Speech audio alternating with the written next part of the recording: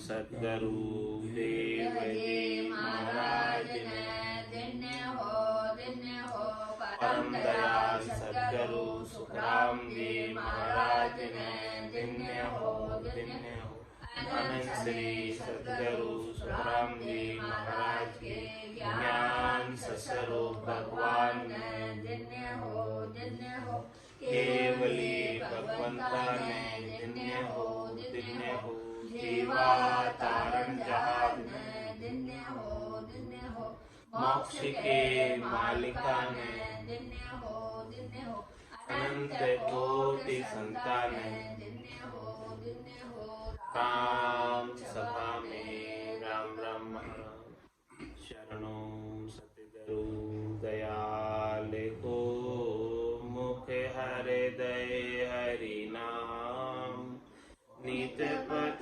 संगत साधु के जीवन मुक्त सुख राम आनंदे पद पर काश के दायक सतगुरु राम अनंत कोटि जन सहाय के ताय करूं प्रणाम सतगुरु को एको सब मन कोई लेवे मान तो सहज होते है संत दास मुश्किल सुआसान भक्ति भक्त भगवंत गुरु चतुर नाम वपुए जिनके पद रज परस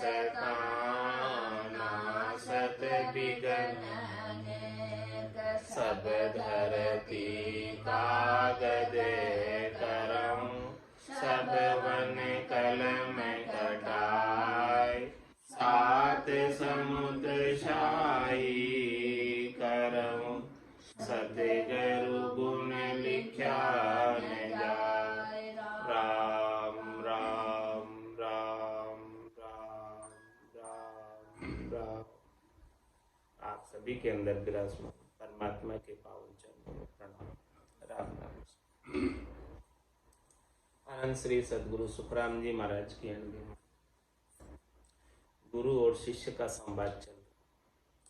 शिष्य ने सद्गुरु से पूछा कि कौन कौन सी भक्ति संसार में प्रचलित है, सब प्रकार की भक्तियों का निर्णय करके बताओ, और कौन सी भक्ति का कहाँ तक की पहुँच है, कहाँ तक का पराक्रम है, और उस भक्ति को करने से कौन सा लोक प्राप्त होता है, और क्या उस भक्ति को करने से जन्मना और मरना छूटता है या नहीं।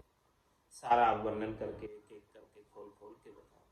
तो सर्वप्रथम सद्गुरु ने नवदा भक्ति के बारे में बताया, जिससे वैकुंठ की प्राप्ति होती है, और उसके बाद यज्ञ होम तीर्थ व्रत उपवास अनेक प्रकार की जो करनियाँ हैं, जिससे देवताओं के ऊंचे लोकों में स्वर्ग में स्थान प्राप्त होता है, वो सब बताया। और उसके पश्चात ब्रह्मा जी के सतलोक की सतधाम की प्राप्ति का उपाय सांख्य योग बताया। और उसके पश्चात भगवान शंकर द्वारा प्रतिपादित अष्टांग योग का वर्णन सद्गुरुदेव कर रहे हैं। सतगुरु कहे सुनो शिष्य भेवा, जोग सजन की भाकु भेवा।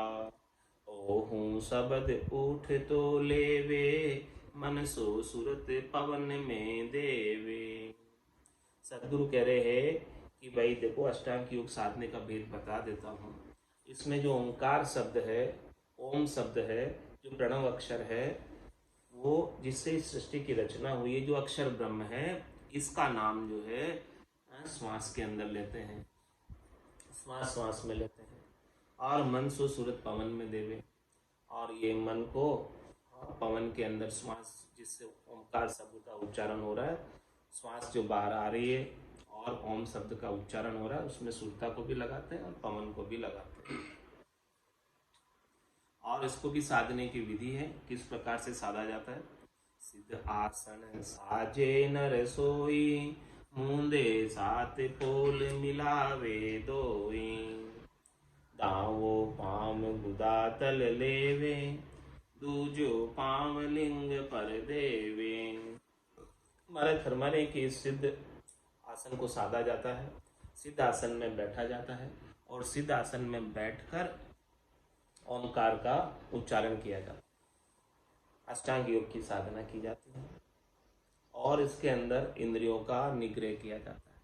सातों सुर, 2 आँख, 2 कान, 2 नाक और 1 मुंह, और नीचे 2 और दरवाजे, गुदा और लिंग। इस प्रकार से 7 सुर प्लस 2 दरवाजे, 9 ही दरवाजों को बंद किया जाता है। सिद्ध आसन साजे नर सोई, मूंदे 7 पोल मिलावे दोई। किस प्रकार से इन दोनों सातों सुरों को बंद किया जाता है और दोनों दरवाजों को बंद किया जाता है। नीचे के दावो पाम गुदा तल देवे, दूजो पांव लिंग पर देवे। इस प्रकार से पांव के द्वारा नीचे के दोनों रास्तों को बंद किया जाता है और हाथ के द्वारा ऊपर के 7 सुरों को बंद किया जाता है। श्रवण माय अंगूठा दीजे, उंगली 5 नैन धर लीजे। मुख को रोक होठ सूं लिया, मन सो गेर नाभ में दिया। कान के अंदर अंगूठा लगा देते हैं और 5 उंगलियों को आंखों के ऊपर लगा देते हैं। इस प्रकार से आंखों को बंद कर लेते हैं और फिर ओंकार का उच्चारण करते हैं। भ्रामरी प्राणायाम करते हैं वो इसी प्रकार से होता है।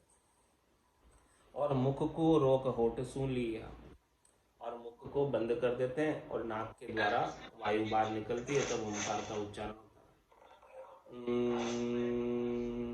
इस प्रकार से उच्चारण। मुख से, नाक से तो फिर श्वास बाहर निकलेगी नाक के से। तो मुख को रोक होठ सूं लिया, मुख बंद कर लेते हैं होठ से और कान में उंगली लगा देते हैं और आंखें 5 उंगलियों से बंद, कान में अंगूठा लगा और इस प्रकार से ओंकार का उच्चारण करते हैं। तो मन सो गेर नाभ में दिया, और मन को नाभि स्थान पर लगा देते हैं जहां से श्वास उठ रहा है।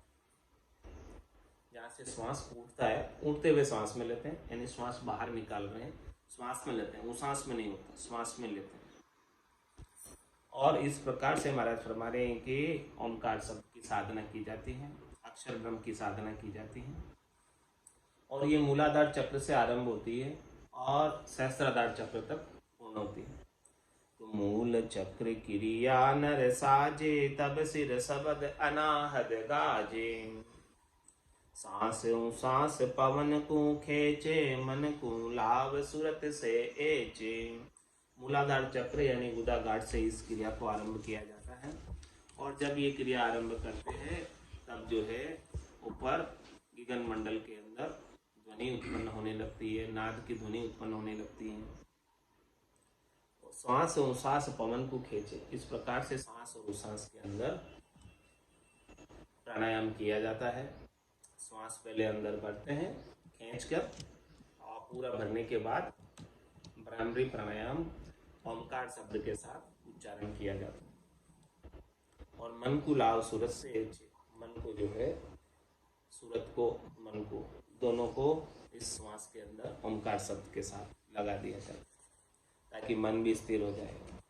तो महाराज फरमाने की हठ योग है, पूरब की साधना है, शंखनाल का रास्ता है, नीचे से ऊपर बढ़ने का उपाय है। और ऐसा हठ योग कितने समय तक किया जाता है? 4 मास ऐसा हट किया, जब जन कमल गुदा तज दिया। गुदा स्थान मूलाधार चक्र कितने समय में छेदन होता है? 4 महीने। 4 महीने ऐसे बैठकर ओंकार शब्द का उच्चारण करे तो ये गुदा गाठ जो है, नीचे का स्थान मूलाधार चक्र छोड़कर ऊपर हट कमला की सता उठाई, गेरो पड़ियो नाम बदल माई। इस प्रकार से वहां से गुदा गाठ से ऊपर उठ के छठे कमल से जो नीचे वाला स्थान है, जो प्रारंभ वाला स्थान है मूलाधार चक्र, वहां से ऊपर उठकर 6 पंख का कवड़ है वहां पे, वहां से ऊपर उठकर नाभि स्थान पर अनुभव होने लगता है। पवन चक्र नाभ में खावे, अणमामो होए ऊंचो आवे। इस प्रकार से नाभि स्थान पर श्वास का चक्र घूमता है गोल गोल और वो ऊपर उठता है। अष्ट कमल दल खाली किया, द्वादश पांख कमल मन दिया। जो पहला जो गुदाघाट है, मूलाधार चक्र है, वहाँ 6 पांख का कमल था, और नाभि स्थान पर 8 पांख का कमल है, और हृदय स्थान पर साधना करते हैं ओमकार शब्द की, तो ये 12 पांख का कमल है हृदय स्थान पर। इस प्रकार से नीचे से ऊपर आते जाते हैं। हट सो करे पचे दिन राती, फेरे मन सूरत खूं जाती। इस प्रकार से महाराज माने कि श्वासों के साथ ओमकार शब्द के साथ पचाई की जाती है, और मन और सूरत कहीं जाता है तो उसे रोका जाता है कि ये मन और सूरत कहीं जाए नहीं, बाहर कहीं भटके नहीं। इस प्रकार से रोकने का उपाय किया जाता है। और काम काज सब तजे बुहारा, निस दिन पचे पवन की लारा। सब काम काज छोड़कर रात और दिन इस प्रकार से कठोर साधना की जाती है। श्वास में, सांस के अंदर ही होती है, सांस में नहीं होती। खट सो मास बरस हट कीजे, तब सज ध्यान प्रकुटी लीजे। महाराज फरमाने की प्रकुटी तक कब पहुंचता है, नीचे से ऊपर कब पहुंचता है, शंखनाल में, कि खट सो मास बरस हट कीजे, 6 महीने से लगाकर 12 महीने तक ऐसी साधना सब काम छोड़कर कोई करे, तब जाके नीचे से ऊपर पहुंचता है। प्रकुटी के अंदर ध्यान लगता है। क्रिया इस विधि बखानी, प्रकुटी भेद तत्व विद जानी। इस प्रकार से महाराज हमारे की क्रिया है, साधना है, और प्रकुटी के अंदर तत्व का भेद, तत्व का आनंद प्राप्त होता है, ऐसी विधि है।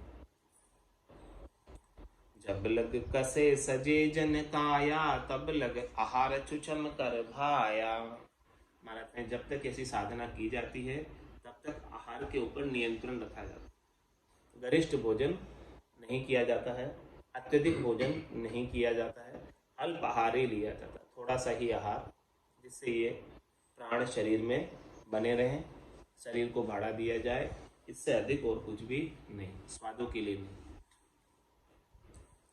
जब लग कसे सजे जन काया, तब लग आहार चुचम कर भाया। साधना की रीत है, आहार ज्यादा ले लेंगे तो निद्रा आएगी, इसलिए आहार और इंद्रियां भी बलवती हो जाएगी आहार ज्यादा लेने से। तो इंद्रियों का तो यहाँ निग्रह करना है, इंद्रियों को तो काबू में करना है, बलवती नहीं करना है।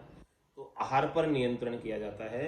आहार बिल्कुल कम, जितना कम कर सके उतना कम आहार लिया जाता, ताकि नींद नहीं आए और साधना में कोई बाधा नहीं हो। जब लग कसे सजे जन काया, तब लग आहार चुचम कर भाया। सागट सभा सकल को त्यागे, निद्रा चुचम रात दिन जागे। सागट सभा का तात्पर्य शरीर संसार के सुख पहुंचाने वाली जो सभा है, शरीर संसार के सुखों की बात करने वाली, विषय रस की, इंद्रियों के रस की बात करने वाली जो सभा मंडली है, मित्र मंडली है, उसको छोड़ दिया जाता है, उनके साथ व्यवहार नहीं रखा जाता है। सागट सभा सकल को त्यागे, सबको त्याग कर, निद्रा चुचम रात दिन जागे, रात और दिन मैक्सिमम समय तक जागते हुए इस प्रकार से ओमकार शब्द का उच्चारण श्वास श्वास में करते, सिद्धासन में बैठकर करते रहते हैं। रात को सोते भी बहुत कम है, बस खाली जो शरीर को थोड़ा सा विश्राम देने के लिए कोई 3-4 घंटे सो ले तो सो ले, बाकी 24 घंटे में से 20 घंटे साधना करते, 18 तो करते ही करते, 1-2 घंटे खाने पीने के लिए, बाकी 18 घंटे तो 24 में से साधना। तो निद्रा आहार, निद्रा चुचम रात दिन जागे। क्या क्या कंडीशन होगी? आहार बहुत कम लेना, सोना बहुत कम, सागट सभा को छोड़ना, कुसंग को छोड़ना, और इस प्रकार से श्वास श्वास में साधना करना। चाले गेल कबऊ नहीं धावे, मुख सुबेन चुचम सोलावे। और कभी रास्ते में चलता है तो आगत नहीं करता, तेज गति से नहीं चलता, बिल्कुल धीमी गति से आराम आराम से पांव धरते हुए चलता है, क्योंकि अंदर की शांति बताती है उसकी कि भीतर में शांति है कि नहीं। भीतर में यदि अजग लगी हुई है, भीतर में कोई चाहना है, तो समझो कि अभी इंद्रियों का निग्रह नहीं हुआ, इंद्रियों में कोई चाहना बची हुई है, इसीलिए वो तेज तेज, इंद्रियों में कोई अजग लगी हुई, इसलिए उस अजग की पूर्ति के लिए तेज तेज चल रहा है। अब उसको कोई चाहना नहीं, इंद्रियों का निग्रह हो गया, तो ये पहचान बताती है कि वो कैसे चल रहा है। उसकी चाल देखकर, उसके हाल देखकर, हालचाल देखकर पता चल जाता है कि इसके भीतर क्या हो। तो चाले गेल कबऊ नहीं धावे, रास्ते में चलते हुए कभी दौड़ता नहीं है। मुख सु भैन छुचम सो लावे, मुख से वचन बहुत कम बोलता, जितने शब्दों की बोलने की आवश्यकता होती उतने ही शब्द बोलता, नपे तुले शब्द बोलता है। और मैक्सिमम उत्तर तो हाँ ना में देता है, क्योंकि मुख को तो होठ से बंद किया हुआ है नहीं, मौन धारण किया हुआ है। आगे होके तो कोई बात करता नहीं, और कोई पूछे तो उसको शॉर्ट में जवाब दे देता है। तो बहुत कम वचन बोलता है, क्योंकि ज़्यादातर समय उसे साधना करनी है। यदि बातें करने में, बोलने में पूरा समय बिता दिया तो साधना कब करेगा। तो चाले गेल कबऊ नहीं धावे, मुख सूबेन छुचन सोलावे। अति आवश्यक बात है तो करेगा, नहीं तो नहीं करेगा। बायर दिशा इसी विद कहिए, आसन इडग इकंतर रहिए।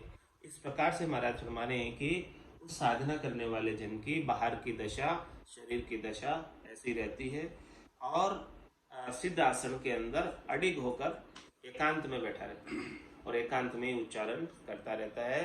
कोई डिस्टर्बेंस नहीं हो, वहां जाकर बैठकर ऐसी साधना करता है। तभी वो साधना सजती है। देखा देख सजे नहीं कोई, उपजे दोष रोग तन होई। ये साधना देखा देखी में नहीं सजती। कुछ गलत कर लिया, कुछ इसमें क्रिया के अंदर गलती हो गई, तो महाराज फरमा रहे हैं कि इस तन के अंदर रोग उत्पन्न हो जाता है। लाभ प्राप्त होने की बजाय उल्टा नुकसान हो जाता है, क्योंकि हठ योग पूरब की साधना है। तो पूरब की साधना हठ योग को किसके साथ करना पड़ता है? साचा गुरु शिष्य होवे सूरा, साजे जोग चढ़े मुख नूरा। ये गुरु के सानिध्य में ही की जाती है, और गुरु भी सच्चा होना चाहिए। सच्चे का तात्पर्य पहुंचा हुआ, इस साधना को साधा हुआ। साचा गुरु शिष्य होवे सूर, शिष्य भी सूरवीर, जो सब कामकाज छोड़कर 6 महीने से साल भर तक साधना करने को तैयार, ऐसा सूरवीर चाहिए। तब जाके महाराज फरमाने कि साजे जोग चढ़े मुख नूरा। इस प्रकार से कोई जोग को साजे, तब जाके उसके मुख पर नूर चढ़ता है, उस जोग का प्रभाव दिखता है। मुख पर नूर चढ़ने का मतलब जोग का आनंद, योग का प्रभाव उसके मुख पर परिलक्षित होता है, दिखाई देने लगता है। ऐसी बात सदगुरु ने अष्टांग योग के लिए बताई। अब शिष्य के मन में एक प्रश्न हुआ। शिष्यवाद में शिष्य प्रश्न पूछ रहा है सदगुरु से, शिष्य बूझे सुनो गुरुदेवा, झूठ साँच का कहिए भेवा। कुण गुरु साँच झूठ कुण कहिए, कहो शिष्य सूर किस विधि रही। सदगुरु ने कहा था कि ये जोग को साधने के लिए साचा गुरु शिष्य होवे सूरा, ये बात कंडीशन बताई कि गुरु सच्चा होना चाहिए और शिष्य सूरवीर होना चाहिए, तब जाके ये अष्टांग योग सस्ता है। तो शिष्य ने पूछा कि भाई साच झूठ का गुरु का कैसे पता करें कि गुरु साचा है कि गुरु झूठा है, उसकी क्या परीक्षा है, क्या कसौटी है, क्या पहचान है, क्या परख है, और शिष्य सूरवीर है उसकी भी क्या पहचान है, वो भी बता दो। से सब मोकू भेव बतावो, परसन होए ज्ञान निज ल्यावो। सतगुरु सुनो शिष्य का बेवा, साचा गुरु ज्ञान रस लेवा। शिष्य ने कहा कि ये सब मेरे को भेद बताओ, और प्रसन्न होकर मुझे ज्ञान बख्शिश दो, ताकि मेरा समझ विकसित हो, और फिर मुझे क्या करना है क्या नहीं करना है उसका पता चले। सतगुरु सुनो शिष्य का भेवा, साचा गुरु ज्ञान रस लेवा। साचा गुरु वही है जो ज्ञान में रस रखता है, जिसको ज्ञान का रस आता है, जिसका ज्ञान में ही इंटरेस्ट है, वो सच्चा गुरु। जिसका इंटरेस्ट ज्ञान को छोड़कर अन्य बातों में है, वो साचा गुरु नहीं। साचा गुरु वही है जिसका रस ज्ञान में केवल। तो गुरुवाच में सद्गुरुदेव फरमा रहे हैं, गुरु की परख साचे गुरु की। आप तिरे ओरन को तारे, पिंड ब्रह्मांड का भेद विचारे। सो सब ज्ञान पिंड में जो वे, छील सांच क्षमा घट होवे। सच्चे गुरु की क्या पहचान कि आप तिरे ओरन को तारे। वही सच्चा गुरु है जो स्वयं भी तिर गया साधना करके, और जो उनकी शरण में आते हैं उनको भी तार दे, उनको भी ऐसा साधना का भेद बता दे, पिंड और ब्रह्मांड का भेद बता दे कि पिंडे सो ब्रह्मांडे, ब्रह्मांडे सो पिंडे। जितना बाहर ब्रह्मांड में है वो सब पिंड में है। तो कहीं जाने की आवश्यकता नहीं है, यहीं बैठकर साधना कर लो तो आपके पिंड में ही आपके कल्याण का मार्ग उपस्थित है। इसी मार्ग से चल लो। तो सो सब ज्ञान पिंड में जो वे, वो सारा जो ज्ञान है पिंड में ही दिखाकर। जिन पाया जिन घट ही पाया, बायर फिर जन्म गमा। और साचे गुरु की क्या परीक्षा? सील सांच क्षमा घट होवे। साचे गुरु के घट के भीतर शील व्रत धारण किया रहता है, सत्य पर चलता है और क्षमा का भाव होता है। गुरुवाच में महाराज और बता रहे हैं कि सच्चे गुरु की और क्या परीक्षा। जहाँ सू चाल जग में आया, जहाँ ते बिछड़िया जहाँ जाए समाया। नैना देख कहूँ सो सांची, काना सुनी दृढ़ावे काची। साचे गुरु की और झूठे गुरु की क्या पहचान? कि जहाँ सु चाल जग में आया, जहाँ से ये जीवात्मा चलकर इस संसार में आई है, तहाँ ते बिछड़िया जहाँ जाए समाया, वहां वापस जाकर समा जाती और फिर वापस नहीं आ। तो समझो कि सच्चा गुरु ऐसा उपाय बता दे, ऐसा वेद बता दे, ऐसा रास्ता बता दे, ऐसा मोक्ष का मार्ग बता दे, जहाँ बिछड़िया जहाँ जाए समाया, वापस वहां जाकर समा दे, वो सच्चा गुरु। और नैना देख कहूँ सो सांची। और सच्चे गुरु वो हैं जिन्होंने प्रत्यक्ष रूप से अनुभव किया अपने घट के भीतर, और वो फिर बता रहे हैं बात। या नैना नहीं देखिया अजब अनुपम चैन, सुख राम सूरत नैन सो देख कर भाकत है अब बैन। इस प्रकार से महाराज फरमा रहे हैं कि पहले अपने घट के भीतर अनुभव करे और फिर बाद में बताए दूसरों को, वो सच्चे गुरु। काना सुनी दृढ़ावे काची। और झूठे गुरु कौन है? जिन्होंने कानों से सुनी बात, अपने घट में अनुभव नहीं किया और अपने शिष्यों को बता देते हैं, वो झूठे गुरु। सुनी सुनाई बात, एक प्रत्यक्ष अनुभव की बात, बहुत अंतर है दोनों में। प्रैक्टिकल रूप में प्रत्यक्ष अनुभव किया है, वो बात बताए तो उसका असर शिष्य के ऊपर अच्छा होता, और सुनी सुनाई बात बताए तो उसका असर नहीं होता। तो ये पहचान है। काना सुनी सीख नर गावे, तब लग सत मन नहीं भावे। सीख ज्ञान सतगुरु हो बैठा, सो शिष्य भरम कर्म में पेठा। काना सुनी सीख न रहा, कोई कानों के द्वारा ज्ञान को सुना है और सीख लिया, यानी रट लिया, उसको याद कर लिया, और बोलने की कला है तो बोलने के अंदर माहिर है, तो जो सुनी सुनाई बात को वापस कहकर सुना दी। तब लग सतमन नहीं बात, तब तक महाराज हमारे हैं कि वो बात शिष्य के मन में गर नहीं करती, उतरती नहीं है, क्योंकि वो सुनी सुनाई बात है, प्रत्यक्ष अनुभव की बात नहीं है, प्रैक्टिकल नहीं है वो बात। और जिस गुरु ने प्रैक्टिकल रूप से अपने घट में अनुभव किया है, फिर शिष्य को बताता है, तो वो बात मन को बहुत छू जाती, भीतर तक गर कर जाती, उसकी चोट सीधी हृदय पर होती, भीतर में उतरती वो बात। तो सीख ज्ञान सतगुरु होए बैठा, सो शिष्य भरम कर्म में पेठा। इस प्रकार से ज्ञान सीख सीख कर, 52 अक्षरों का ज्ञान सीख सीख कर, विचारों के द्वारा कथा गया ज्ञान सीख सीख कर सदगुरु हो गए, ज्ञान सुनाने लगे, ज्ञान कथने लगे। तो महाराज फरमा रहे हैं कि उनके भरम कर्म कभी नहीं मिटते हैं, वो भरम कर्म में ही पड़े रहते हैं, क्योंकि ज्ञान विदा नहीं अंदर, ज्ञान का प्रैक्टिकल आनंद घट के भीतर नहीं आया, वो केवल विचारों के द्वारा ज्ञान है, विचार थोड़ी देर में ही बदल जाते हैं।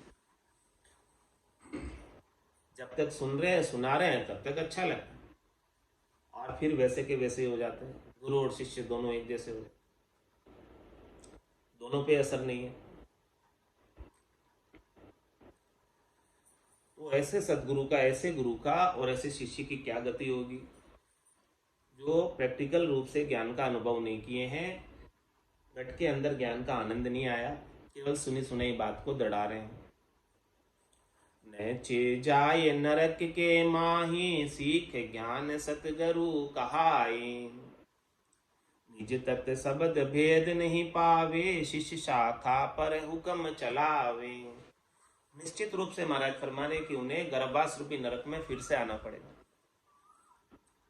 नैचे जाय नरक के माही, सीख ज्ञान सतगुरु कहाई। ज्ञान सीख सीख कर सदगुरु कहलाने लगे, जबकि वास्तव में सदगुरु के गुण तो है नहीं, वास्तव में सदगुरु तो है नहीं, केवल ज्ञान सीख कर, विचारों के द्वारा ज्ञान सीख कर सदगुरु कहलाने लग गए, बाजने लग गए। केवल सदगुरु सदगुरु कह दिया, सदगुरु हुआ न कोई। इस प्रकार से कहने से तो सदगुरु हो नहीं जाएंगे। निज तत्व शब्द भेद नहीं पावे, कब तक नहीं होंगे, जब तक निज तत्व शब्द भेद नहीं पावे। निज शब्द का, निज नाम का, सतनाम का, कुदरत कला का, नियंचर का, जब तक उन्हें घट के भीतर भेद नहीं मिलेगा, घट के भीतर आनंद अनुभव नहीं होगा, तब तक तो महाराज फरमा रहे हैं कि निश्चित रूप से उन्हें गर्भवास रूपी नरक में फिर से जाना पड़ेगा, चाहे भले वो सदगुरु बनकर बैठे हों। और शिष्य शाखा पर हुक्म चलावे, शिष्य शाखा पर हुक्म चलाते, ज्ञान सीख सीख कर, तो उससे कुछ लाभ प्राप्त होने वाला नहीं है। न तो गुरु को लाभ मिलने वाला है और न ही शिष्यों को लाभ मिलने वाला है। से गुरु झूठ भेद नहीं पाया, सुन सुन ज्ञान औरा कह भाया। वो गुरु निश्चित रूप से झूठे गुरु हैं। शिष्य ने पूछा कि कौन से गुरु सच्चे हैं और कौन से गुरु झूठे हैं। तो से गुरु झूठ भेद नहीं पाया, कौन से गुरु झूठे हैं, जिनको निज नाम का, सतनाम का, कुदरत कला का, नियंचर का भेद नहीं मिला, जिनके गट के भीतर ऐसी जागृति नहीं है नाम की। उसे गुरु झूठ भेद नहीं पाया, जागृति नहीं है तो फिर क्या करेंगे। सुन सुन ज्ञान औरा कह भाया, केवल दूसरों से ज्ञान सुनेंगे या कहीं से पढ़ेंगे और पढ़कर सुना देंगे, या सुना सुनाया ज्ञान वापस बता देंगे। चोड़े अर्थ जगत के माई, बिन दीठा सब झूठ कहाई। महाराज कह रहे कि प्रत्यक्ष अर्थ है संसार के अंदर, सब जानते हैं इस बात को, जब तक देखा नहीं है तब तक झूठा है। कानों के द्वारा सुनी हुई बात नमक मिर्ची लगाई हुई हो सकती है, कम ज्यादा हो सकती है, लेकिन आंखों से देखी है वो सत्य है। तो ये तो सब संसार वाले जानते ही हैं। तो वही बात प्रैक्टिकल में महाराज करे कि जिन्होंने ज्ञान का अनुभव अपने गट के भीतर सूरज चक्षु से, ज्ञान चक्षु से, ब्रह्म चक्षु से, दिव्य चक्षु से कर लिया, वही सच्चे गुरु है और बाकी सब झूठे हैं। देख कहे साचा जन होई, सुन शिष्य भेद बताऊं तोई। साचा गुरु शुद्ध बुद्ध साई, शिष्य को कारज शिष्य के माई। क्या फरमा रहे महाराज? तो देख के साचा जन हुए, इस प्रकार से प्रैक्टिकल रूप से ज्ञान का घट के भीतर अनुभव करके और वापस फिर बात बताए शिष्य को, तो वो सच्चे जन है। ऐसा ये भेद है, शिष्य को बता रहे। शिष्य ने पूछा सच्चे और झूठे का भेद बता दो गुरु का, ताकि हमको परख हो जाए। तो साचा गुरु शुद्ध बुद्ध साई, जो सच्चे गुरु होते हैं वो साईं की, परमात्मा की, राम जी की शुद्ध बुद्ध कराते, समझ करवाते, समझ घट के भीतर विकसित करते। या सदगुरु की पारखा सुन जो चिद्दे कान, केवल बिन सुखराम के भजे न दूजो। साचा गुरु शुद्ध बुद्ध साई, सच्चे साईं की, सच्चे परमात्मा की, निरंजन निराकार अजोनी अजन्मे परमात्मा की शुद्ध बुद्ध करा दे, समझ करा दे, वो सच्चे गुरु है। बाकी तो शिष्य को कार्य शिष्य के माई, बाकी तो शिष्य का कार्य शिष्य के अंदर ही है। बस सदगुरु का क्या कार्य, उसे समझ कराना, बाकी तो कार्य खुद को ही करना। चले आपने पाँव दिन सो पंथ बतावे, ऐसे गुरु को, ऐसे सदगुरु को दिन है जिन्होंने ऐसी शुद्ध बुद्ध कराई, ऐसी समझ कराई, ऐसे ज्ञान का भेद बख्शिश किया। बाकी तो शिष्य को कार्य शिष्य के माई, शिष्य को अपना कार्य स्वयं ही करना, बाकी समझ कराने वालों को दिन है, दिन है, दिन है।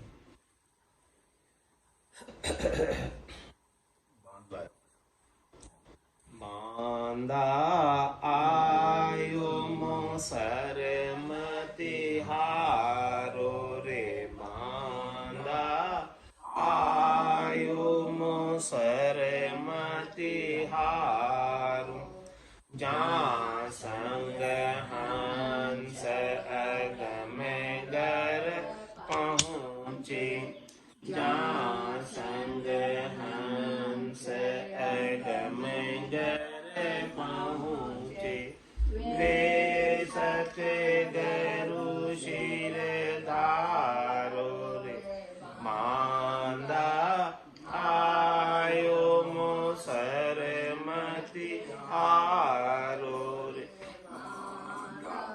आयो मोसर मतिहारो, जग को हेत सकल दुखदायक, जग को हेत सकल दुखदायक, जहाँ संग सुख मति जानो मेरे रामा, जहाँ संग सुख मति जानो, सुखदायक सत्संगत जग में, सुखदायक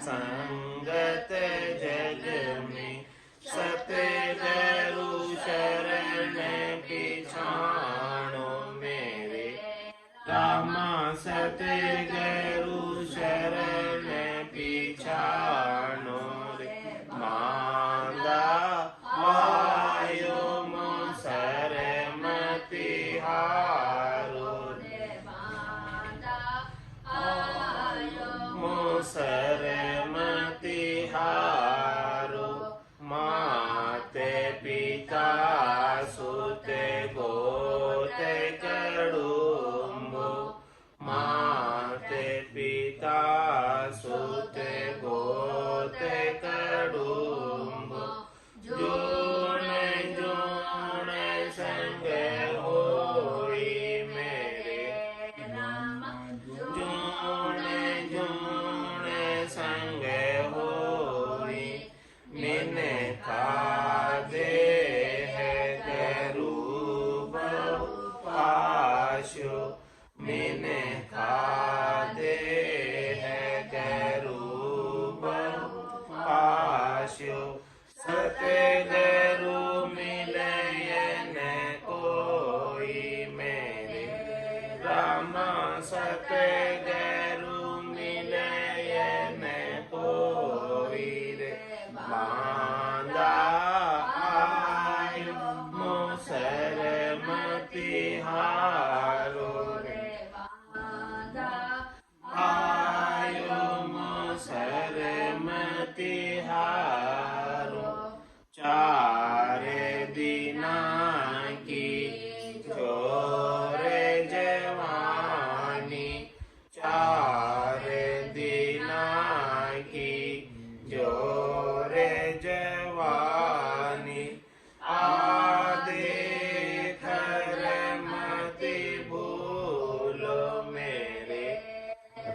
राम आदेख मति भूलो आदेशी गोइन काया में आदेशी गोइन काया में जुगे जुगे दुख संग झूलो मेरे राम जुगे जुगे दुख संग झूलो रे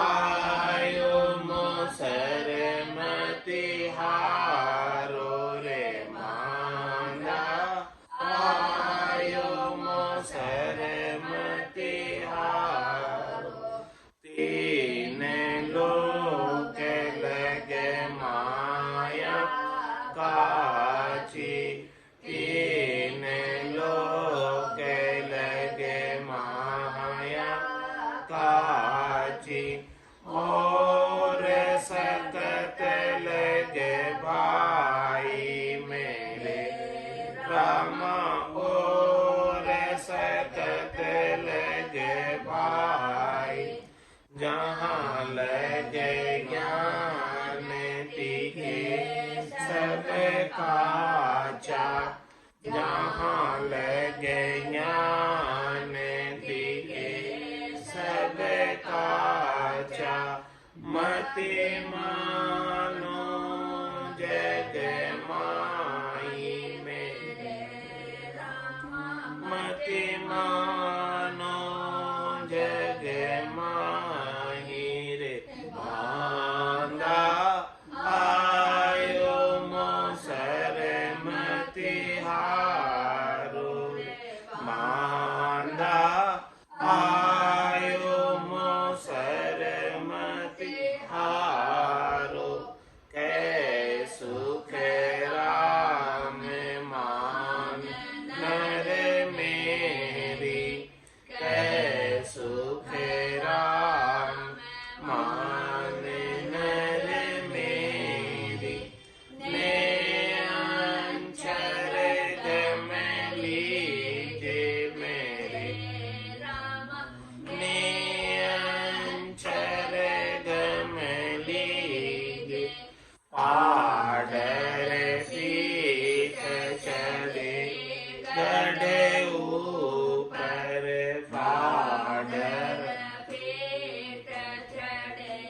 गढ़े ऊपर बहुरन जून धरी जे मेरे राम बहुरन जून धरी जे रे मांदा आयो मोसर मति हारो मांदा आयो मोसर मति हारो जहाँ संग हंस अगम गर पहुँचे जहाँ संग हंस अगम गर पहुँचे वे सत गरु शिर धारो रे मांदा आयो मोसर मति हारो रे मांदा आयो मोसर मति हारो बोलो राम सद्गुरु देव जी महाराज परम दयाल सद्गुरु सुखराम देव महाराज ने धन्य हो आनंद श्री सद्गुरु सुखराम देव महाराज के ज्ञान स्वरूप भगवान ने धन्य हो केवली भगवंता ने धन्य हो जीवा तारण जहाज ने मोक्ष के मालिका ने धन्य हो अनंत कोटि संतान धन्य हो राम सभा में राम राम सा राम सा कही